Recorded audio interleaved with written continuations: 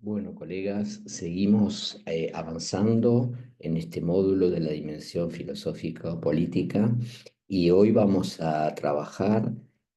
algo que está planteado en el módulo uno de la capacitación que brinda la UNIPE para este concurso de directores de educación secundaria de la provincia de Buenos Aires, que tiene que ver con la evolución histórica de la escuela secundaria. Nosotros vamos a hacer hincapié en este proceso como venimos haciendo a lo largo del módulo, en lo fuerte que ha sido el mandato fundacional de la escuela secundaria en general, de la escuela media y particularmente en nuestro país, y cómo esas huellas, esas marcas aún permanecen hoy en la construcción de este nivel educativo. Entonces vamos a hacer un proceso en el que vamos a tomar algunas de las cuestiones que están desarrolladas en el módulo, que los invitamos a leer y también los invitamos a que en los próximos encuentros sincrónicos que tengamos, si alguno tiene alguna duda sobre lo que allí se plantea, lo podamos discutir. Quiero reiterar algo que ya dije en videos anteriores. El objetivo de todo este análisis no tiene que ver con su formación como especialistas en historia o en historia de la educación, sino en comprender, en poder afianzarse en los cambios paradigmáticos y en los desafíos que tenemos a partir de las nuevas legislaciones para la construcción e implementación de la nueva secundaria. Una secundaria que forma parte de este paradigma de educación como derecho y está incluida en la obligatoriedad y que, como vimos en los módulos anteriores, este concepto de obligatoriedad ha pasado a ser una obligatoriedad social a una obligatoriedad organizativa y política, dado que según la ley es el Estado quien asume esta responsabilidad de garantizar las condiciones para que todos los estudiantes puedan ingresar, permanecer y terminar en el nivel secundario también. Entonces, vamos a retomar más o menos de donde habíamos quedado. Nosotros habíamos hablado en general de la escuela de la modernidad. Esta escuela, que es la escuela tradicional, sigue en su origen por su constitución, por su objetivo, por la filosofía de la época también, por las concepciones pedagógicas de la época, centrada en la figura del docente, porque se pensaba y se sostenía que el estudiante tenía que ser, en cierto modo, formado, civilizado y que tampoco tenía nada para aportar. En esta concepción positivista es el docente el agente responsable que es contratado como figura de conocimiento, como figura de portador de conocimiento a transmitir. Recuerden lo que planteaba Freire como educación bancaria, ¿no? En este sentido de depositar de alguien del cual emanaba, se podría decir, o del cual surgía este conocimiento y que era recibido por alguien de manera más o menos pasiva. Si nosotros nos ponemos históricamente, más allá de antecedentes previos, muchos de los cuales se encontrarán detallados en el módulo uno, hay un punto de inflexión que tiene que ver con el año 1863, cuando Bartolomé Mitre realiza la creación del Colegio Nacional de Buenos Aires. Este es un fuerte hito en la construcción de este nivel, de nivel secundario, y ahí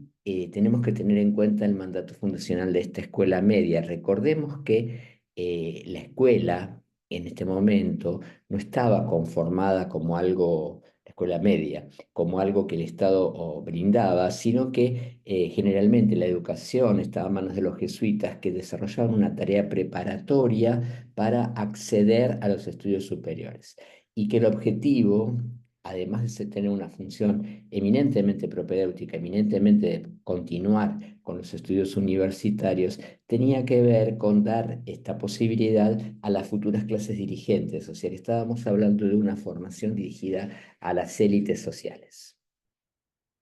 Si volvemos a este periodo de conformación del Estado-Nación, la Constitución Nacional de 1853 deja a las provincias la responsabilidad de la educación primaria y a cargo del Estado Nacional la educación superior. Recordemos que a medida que van desarrollando las legislaciones, podemos encontrar, por un lado, la ley Avellaneda para trabajar la educación universitaria y por otro, con la sanción de 1884, la ley 1420, la educación común, esta educación que buscaba, que para su época fue una ley de avanzada, que buscaba la formación del ciudadano en una educación básica. En el medio había una no definición normativa. Esa no definición normativa es lo que hoy conocemos como escuela secundaria y hasta no hace mucho, de hecho, todavía hay gente que la sigue llamando así la escuela media, la escuela que estaba en el medio. Esa no definición permitió que en las prácticas esa escuela media se volcara más a alinearse hacia un nivel, hacia el nivel primario, o hacia el otro nivel, hacia el nivel universitario, que es hacia donde mayormente recayó por el tema de la organización por materias, por el tema de la especificidad de la formación, por el tema del enciclopedismo, por el tema de la formación, supuestamente donde cada materia era, a criterio del docente, de las más importantes. Lo que sí es importante tener en cuenta que ese currículum, que en principio se basaba en el heredado desde los jesuitas, un currículum humanista basado en literatura, en lenguas muertas como el latín, y que luego fue desarrollándose con una mirada claramente positivista, incorporando las ciencias básicas, incorporando lenguas vivas como podían ser el inglés o el francés, pero que buscaba siempre esa formación de las élites con fines propedéuticos y también para formar esas clases dirigentes que serían necesarias a futuro en base a esa instrucción general. Sin embargo, a medida que evolucionó esta escuela media que fue avanzando, pensemos también en una sociedad eh, moderna donde la meritocracia era un bien en sí mismo o un propósito en sí mismo. Empiezan a aparecer otras instituciones necesarias que son las que se llaman escuelas medias con currículum vocacionales. O sea, acá había que diferenciar aquellas escuelas que tenían una función claramente propedéutica de preparar para el mundo superior, que luego fueron llamados o reconocidos en nuestra época como bachilleres, de aquellas otras escuelas que tenían como función básica la formación de mano de obra necesaria para el mundo del trabajo. Y acá aparecen en principio las llamadas escuelas normales y las escuelas comerciales. Las escuelas normales tenían además otra finalidad social, que era darle un lugar para cumplir una función determinada, que era la función de la docencia, a la mujer. Y las escuelas comerciales tenían como finalidad empezar a formar a aquellas personas que iban a ser necesarias para las pequeñas empresas, para los bancos, para los comercios, ¿sí? Para desarrollar roles sociales necesarios en la medida en que esa burguesía desarrollaba y también económicamente se desarrollaba esa nueva construcción social. Entonces, había diferentes modalidades curriculares, pero también había diferentes destinatarios sociales. Esto hacía que la educación media, a medida que fue evolucionando con estos tres primeros sectores, con estos tres primeros segmentos, se viera claramente fragmentada, a pesar de que a futuro fue necesario ir formando cuestiones comunes y fue necesaria la aparición de lo que se llamó un ciclo básico común a todas las especialidades y luego se iría diferenciando aquellas que seguían heredando las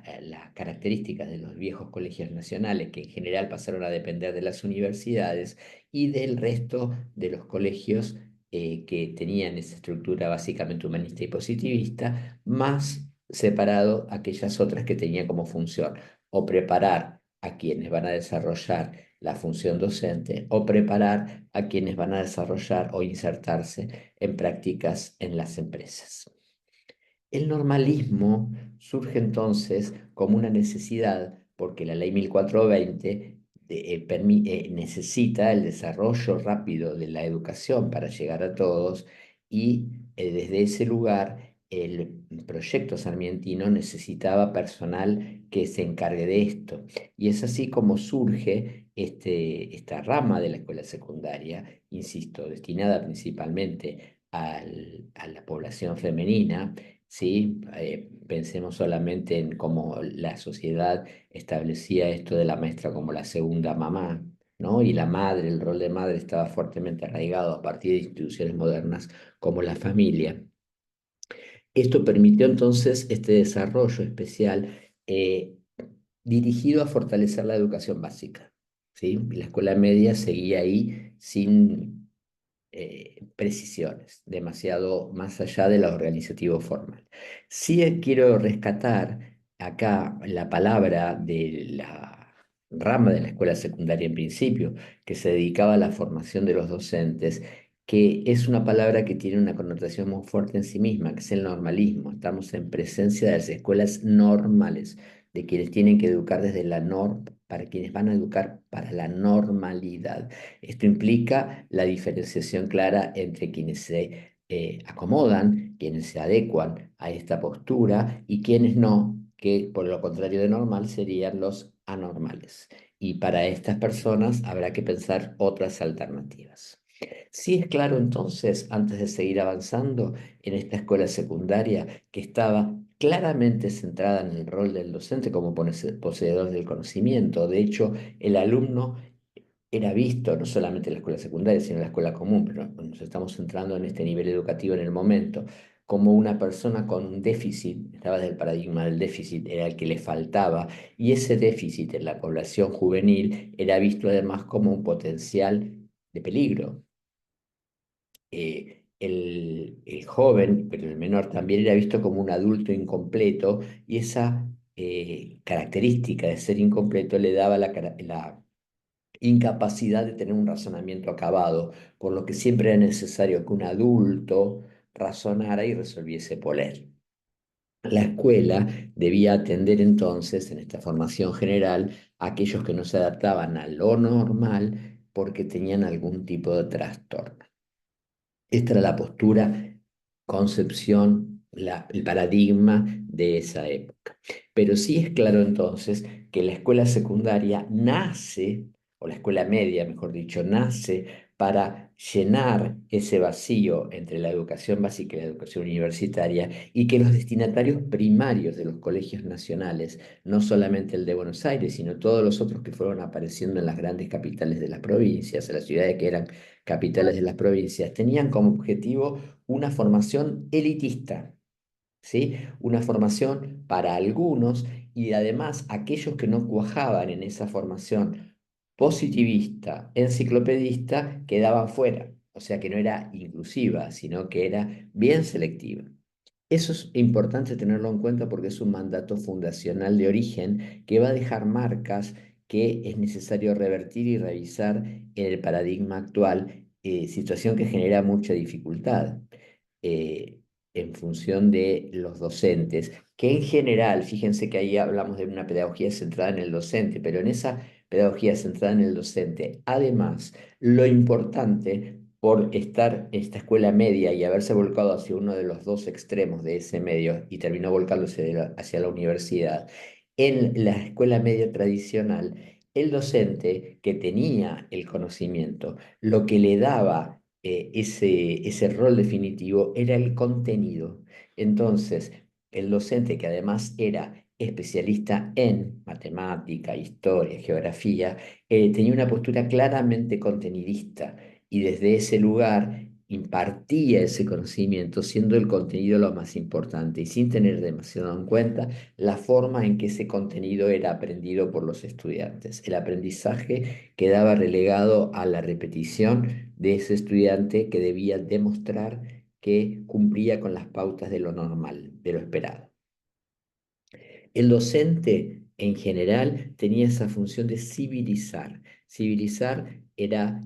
generar aquellas cuestiones o aquellas condiciones para que los sujetos incorporen las prácticas socioculturales esperables. Pero además, ese pensamiento tenía que ser no solamente homogéneo en la forma de pensar, porque era reproducir aquello que se esperaba, sino además en tiempos, en plazos, en espacios predeterminados, según vimos en lo que Pinot definió como las 17 piezas. Las ideas de esta generación, la generación del 80, era escolarizar,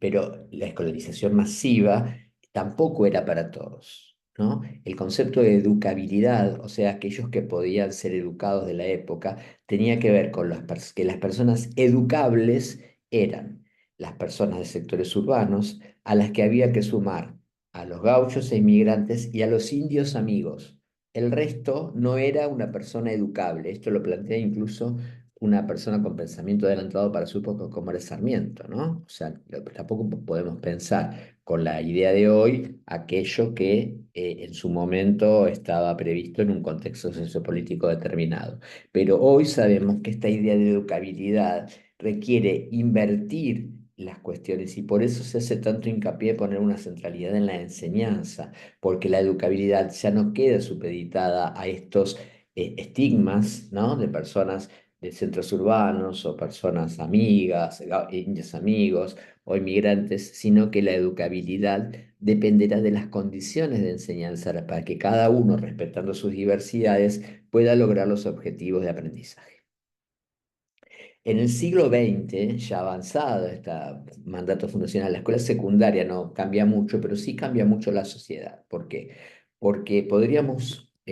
tomar este periodo como el periodo reflejado por la obra de teatro Mi hijo el doctor, ¿no? Hay toda una corriente social que ve a la escuela como una plataforma de ascenso social. Cursar la escuela media, quienes terminaban la escuela media estaban más preparados para ocupar mejores lugares en esa sociedad meritocrática. Entonces, para las familias, a pesar de no haber tenido una educación, era importante que sus hijos, en la medida de lo posible, puedan acceder a la escuela media. Y entonces las élites empiezan a refugiarse en esas escuelas, en esos bachilleratos, ¿sí? Mientras que empiezan a crecer estas escuelas que dan demanda y respuesta a otras franjas sociales, pero se empieza a buscar algunas integraciones, decíamos que aparece en el siglo común, y en la década del 40, en pleno desarrollo del Estado benefactor, en nuestro país, algunos autores hablan de la etapa peronista, incluso aparecen con mucha fuerza las escuelas técnicas, por el acceso a la escuela media de las clases obreras, aparece la universidad obrera, aparecen las escuelas técnicas y aparece una formación de una mano de obra necesaria para la creciente industrialización del país, para formar específicamente técnicos necesarios para cubrir esos roles. Entonces, esta nueva incorporación trae una nueva variante, el desarrollo fuerte de una nueva variante que es la escuela técnica, hoy por hoy una modalidad en sí misma que también cubre parte de el nivel secundario.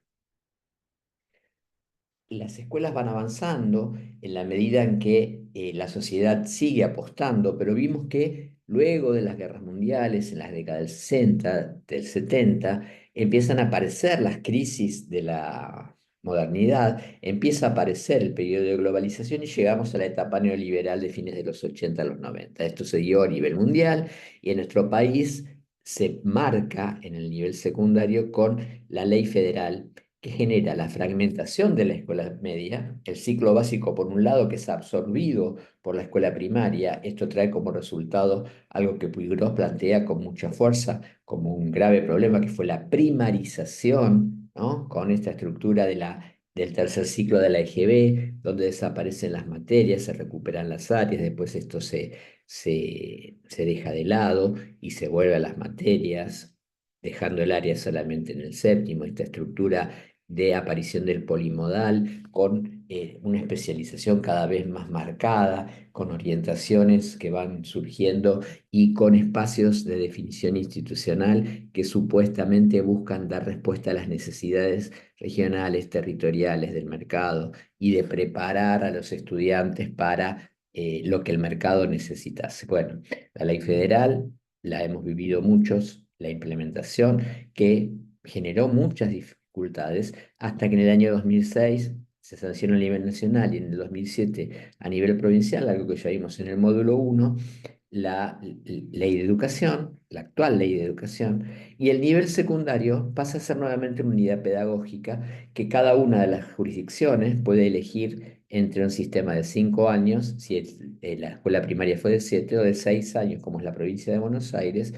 si el nivel primario quedó en 6. Entonces, la provincia de Buenos Aires toma este sistema 6-6 y el nivel secundario vuelve a ser visto como una unidad pedagógica en su conjunto. Recordemos que en el medio estuvieron la SB como decisión del tercer ciclo hasta que finalmente vuelve a la secundaria del 6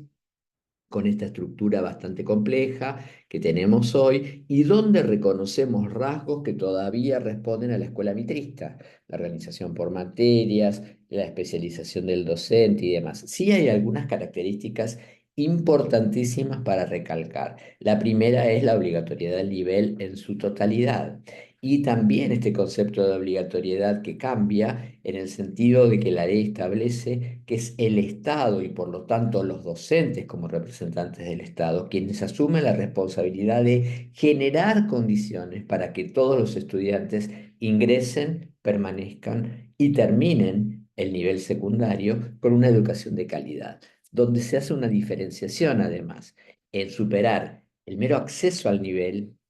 que en eso, en la accesibilidad, las cuestiones fueron bastante eficientes, pero sí hubo y hay serias dificultades en la permanencia y en la terminalidad, además de generar condiciones de calidad educativa, de justicia curricular, o sea, si nosotros pensamos que los diseños curriculares son comunes y paradigmáticos, que sean comunes implica que como objetivo de llegada todos los estudiantes deberían tener esos conocimientos construidos como parte de sus procesos de aprendizaje en el nivel.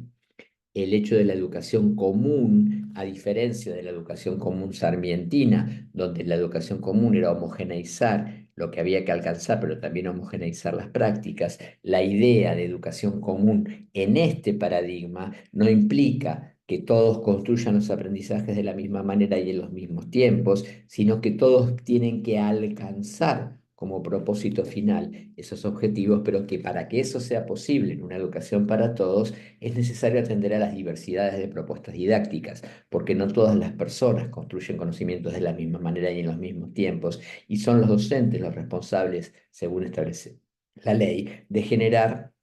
las condiciones necesarias para que eso pueda ser alcanzado. En ese sentido, la justicia curricular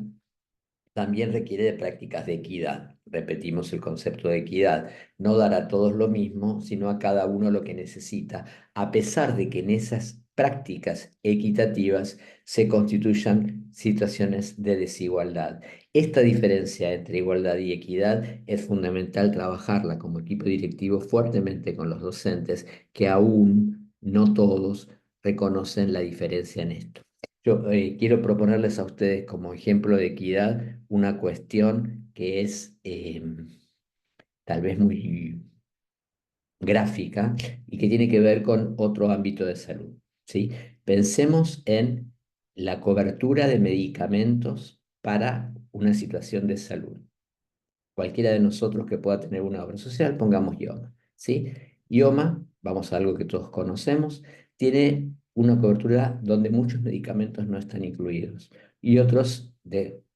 cuestiones crónicas están incluidos con un porcentaje que va variando según la época, pero que cuando se actualiza suelen ser porcentajes altos, pero siempre aquellos medicamentos que tratan enfermedades terminales oncológicas, que además son sumamente onerosos, tienen una cobertura total. Si yo me planto en esta cuestión de la igualdad, lo lógico sería, como el principio de muchas obras sociales, que todas tengan un porcentaje de cobertura igual. Sin embargo, no es lo mismo la cobertura para un medicamento de venta libre con el cual uno puede pasar o no una mejor condición de salud, a uno de una enfermedad crónica que tiene que tomar con continuidad, a uno donde se le va la vida en juego, que además es sumamente oneroso. Bueno, esas coberturas diferentes buscan aplicar una política de equidad. ¿Hay igualdad? No, porque para unos me cubre el 100% y para otros tal vez me cubre el 50% y para otros no me cubre nada. Sin embargo, esa no igualdad busca que la salud como bien sea protegido y aquellas situaciones que requieren un tratamiento sí o sí, pero que además ese tratamiento es sumamente costoso, esté garantizada y por eso está cubierto en un 100%. La práctica no es la misma, pero la práctica es equitativa. En el fondo tiene un objetivo común: preservar la salud. Con educación pasa lo mismo. Tal vez nosotros encontramos en el aula estudiantes que aprenden a pesar de los docentes que tienen, y hay otros que necesitan una atención individual, hay otros que necesitan otro seguimiento, hay otros que necesitan otras estrategias, y ahí está donde se pone en juego estas prácticas de generar condiciones diferentes. Lo que sí es importante es que si hablamos de educación común con calidad y justicia curricular, finalizados los procesos que requieren atender necesariamente las diversidades, por supuesto esto lo estamos hablando como desafío del hoy, ¿no? De la Escuela de Educación como Derecho, se necesitarán prácticas diferentes para alcanzar los mismos objetivos. Y ahí entonces vamos con los cambios que podrían haber empezado en esta secundaria de 6 años, allá por el 2011-2012, y que después de un tiempo recaen en la escuela de hoy, en la escuela secundaria de hoy, donde hasta no hace mucho tiempo y aún todavía hoy encontramos marcas de organización mitrista, o sea, de organización de los colegios nacionales, pero se plantean cambios significativos a partir de la aplicación del régimen académico del nivel secundario, con las modificaciones tanto en cuanto a asistencia, como en cuanto a la evaluación, la calificación, la acreditación, la continuidad de trayectorias y todo lo que vamos a analizar en el último de los videos de esta parte, que tiene que ver con la construcción y aplicación del nuevo régimen académico, para los cuales vamos a poner un énfasis especial en alguna actividad, porque entendemos que va a ser sumamente nodal en este concurso para directores del nivel. Así que bueno, hasta acá llegamos con este breve recorrido de la escuela secundaria, donde nos tratamos de enfocar no en los procesos históricos en sí mismos, que por ahí podrán encontrar con mayor detalle en la bibliografía del módulo 1 de la capacitación de UNIPE, sino en los propósitos y en los núcleos filosófico-político-pedagógicos que dan origen a los cambios en el nivel desde aquella vieja escuela media hasta la escuela secundaria de hoy. Seguimos trabajando.